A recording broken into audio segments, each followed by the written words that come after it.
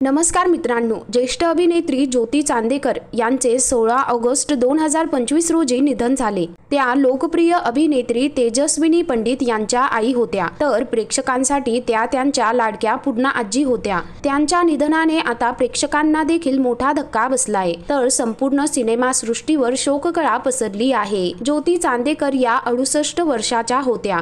तसेच आता त्यांच्या निधनाचे नेमके कारण काय होते याबाबतची सर्व माहिती समोर आली आहे। अभिनेत्री ज्योती चांदेकर या बऱ्याच आजारांचा सामना करत होत्या। त्या गेल्या वर्षी ठरलं तर मगच्या सेटवर चक्कर येऊनही पडल्या होत्या। शूटिंग दरम्यान त्या खुर्चीवरच बेशुद्ध झाल्या होत्या। त्यानंतर त्यांना ताबडतोब रुग्णालयात नेण्यात आलं होतं। त्यांच्या शरीरातील सोडियम कमी झाल्याने त्यांना हा त्रास झाला होता। त्यानंतर 2 आठवडे त्या ICU मध्ये होत्या, तर 2 महिन्यांनी त्या पूर्ण बऱ्या होऊन मगच सेटवर गेल्या होत्या। तोपर्यंत ठरलं तर मगची संपूर्ण टीम त्यांच्यासाठी थांबली होती। याबद्दल स्वतः तेजस्विनी पंडितने पोस्ट शेअर करत माहिती दिलेली आहे। त्यानंतर आता देखील गेले काही दिवस ज्योती चांदेकर या रुग्णालयात दाखल होत्या। यापूर्वी त्यांचं मणक्याचं ऑपरेशन झालेलं होतं, त्यानंतर त्यांचं गुडघ्याचं ऑपरेशन देखील झालेलं। त्यांना भरपूर आरोग्यविषयी तक्रारी होत्या। त्यांच्या पित्ताशयाची देखील शस्त्रक्रिया झाली होती। इतकं सगळं असूनही पुन्हा आजी ठरलं तर मग मध्ये काम करत होत्या।